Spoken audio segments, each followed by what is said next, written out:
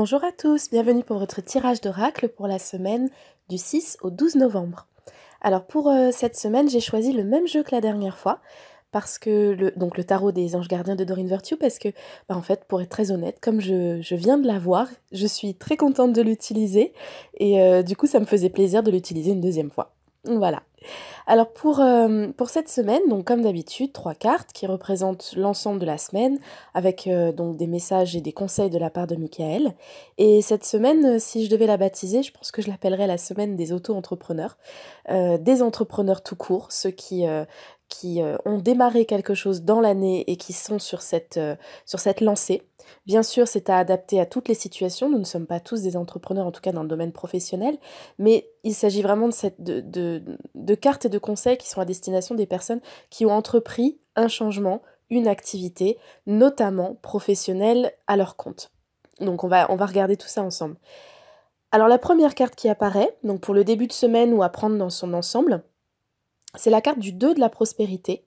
Et c'est une carte qui reflète ce qu'on a eu pendant quelques temps, quasiment tout le mois d'octobre en fait, qui dit qu'il est important de maintenir un équilibre entre toutes les zones, tous les domaines de votre vie, le pro, le perso, la famille, les amis, l'argent, etc. Donc c'est vrai que c'est un jeu de jonglage, toute l'année de toute façon, ça a été du jonglage, hein, il faut bien le reconnaître. Et cette carte dit à nouveau qu'il n'est pas facile de maintenir un équilibre, et Michael nous dit, attention, vous pouvez avoir plusieurs activités en même temps. Vous pouvez du coup vous sentir fatigué, vous pouvez avoir l'impression que tout est dur, et plus vous avez cette impression, finalement, plus les difficultés se renforcent. Donc, pour Michael, et c'est le conseil qu'il nous a déjà donné 2 fois sur le courant du mois d'octobre, c'est que pour pouvoir mener toutes les tâches de front, pour pouvoir tout accomplir en même temps, oui, c'est possible, à une condition, de toujours se recentrer pour se rappeler pourquoi on le fait. Toujours se redemander, mais au fait, pourquoi est-ce que je suis dans toutes ces activités? Pourquoi est-ce que d'un seul coup je suis débordée? Pourquoi je fais tout ça? Et de revenir à l'essentiel. L'essentiel devant être une évolution, un progrès ou un plaisir. Si vous ne vous retrouvez pas dans évolution ou dans plaisir, alors il y a des choses à changer. Donc, si vous sentez vraiment que vous avez un déséquilibre dans un domaine, qu'il y a trop de choses à faire, que cela mange votre énergie, votre temps et commence vraiment à peser sur votre morale, revenez à l'essentiel, le pourquoi vous le faites. Oui, c'est une année qui est explosive par bien des aspects et qui demande vraiment une maîtrise de son temps, une organisation, et on n'a pas assez parfois de 24 heures pour faire tout ce qui est demandé. Mais en revenant à la notion plaisir, au pourquoi on fait ça, ça permet de retrouver un dynamisme, un élan, une envie de faire les choses, et du coup ça nous semble un peu plus facile, jusqu'à, tout du moins, jusqu'à ce que les choses se calment un petit peu en termes de rythme. Donc c'est ce que dit la carte du 2 de prospérité. Faites que votre travail, donc dans le mot travail, on peut entendre toutes sortes de tâches, hein, soit aussi agréable que possible. Donc rendez-vous la tâche plus agréable.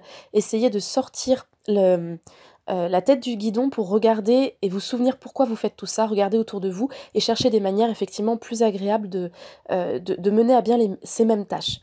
En tout cas, ce qui est clair à travers cette carte, c'est que le message est positif, bien sûr, mais ce qu'il nous indique quand même, c'est que ces tâches-là sont inévitables.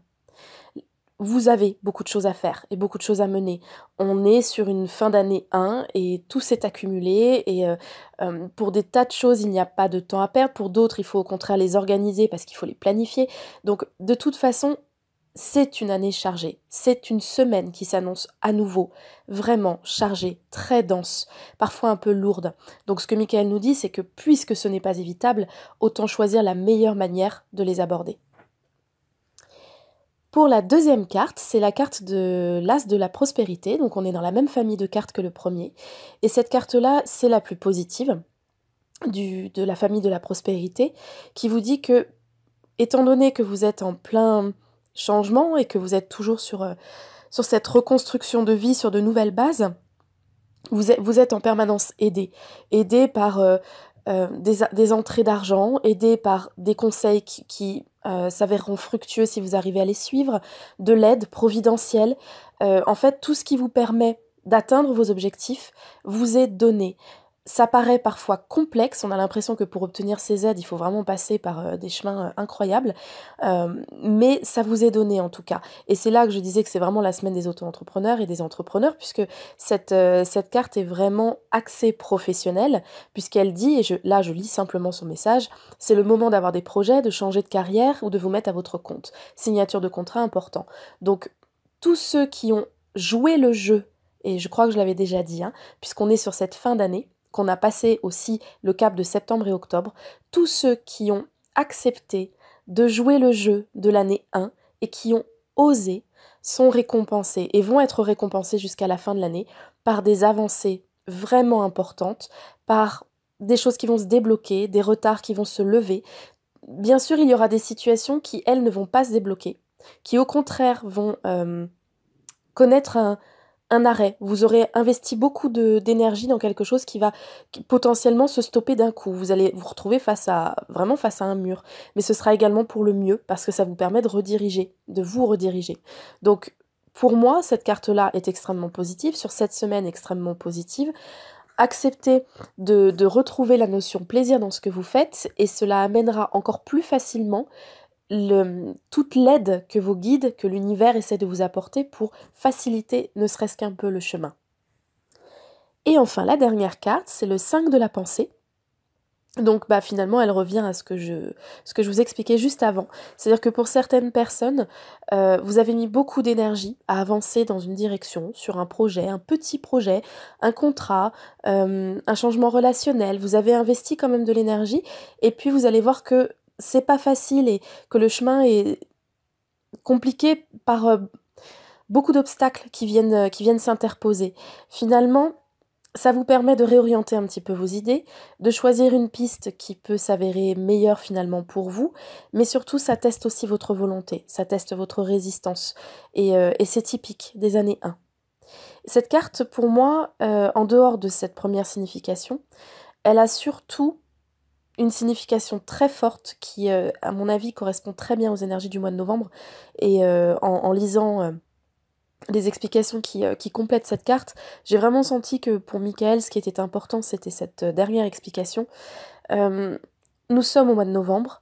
Nous savons très bien que pour beaucoup de personnes, le mois de novembre est un mois où le moral n'y est pas forcément, puisque la luminosité est basse, puisque le froid arrive, parce que certaines personnes vraiment ont beaucoup de mal à accepter, le corps a du mal à accepter cette baisse de luminosité, et ça entraîne un manque de tonus et vraiment une baisse de morale parfois importante chez beaucoup de personnes. Et même chez les optimistes, ça a parfois tendance quand même un petit peu à fatiguer.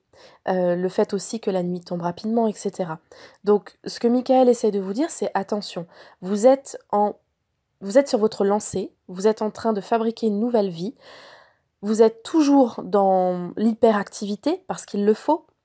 Attention à ne pas vous laisser happer ou ne pas subir la négativité de personnes extérieures qui ne feraient pas exprès. Elles sont simplement fatiguées et elles viennent d'entrer dans un des mois qui fait partie des plus entre guillemets triste, même si moi je l'aime beaucoup, mais c'est vrai qu'en termes de luminosité, c'est pas forcément le plus intéressant.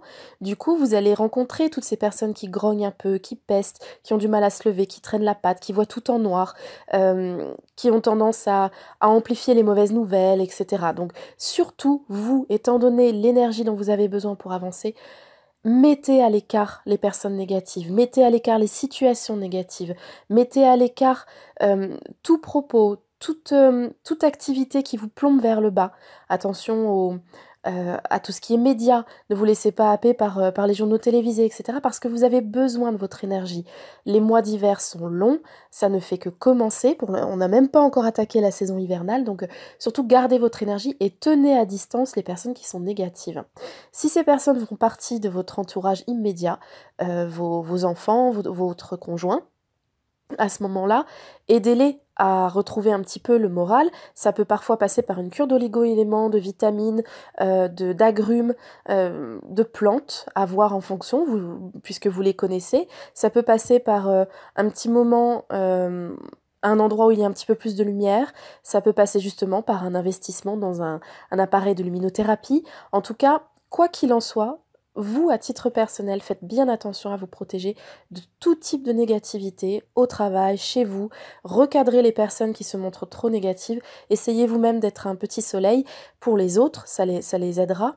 Et si vous aussi vous ressentez de la négativité, si vous aussi vous sentez que vous êtes en train de vous laisser un peu happer, que votre corps est un petit peu en berne, n'hésitez pas à faire ce qu'il faut, vous, pour être bien. Pareil, avec votre corps, votre alimentation, avec un petit peu de lumière, un apport de lumière. Faites ce qu'il faut pour être mieux, parce que vous avez vraiment besoin de rester au top de votre énergie et de votre positivité. Voilà, en tout cas, je vous souhaite une excellente semaine et je vous dis à bientôt pour d'autres podcasts. Bye bye!